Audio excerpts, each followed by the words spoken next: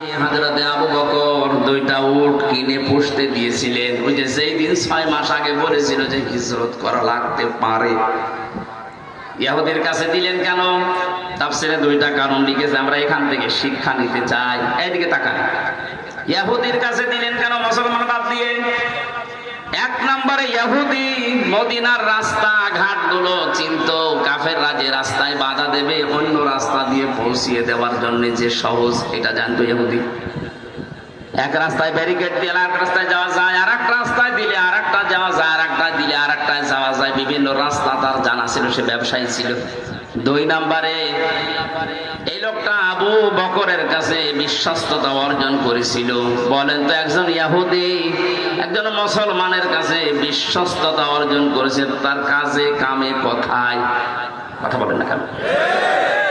এমনকি এখন বাংলাদেশে এমন অবস্থা, এমনকি এখন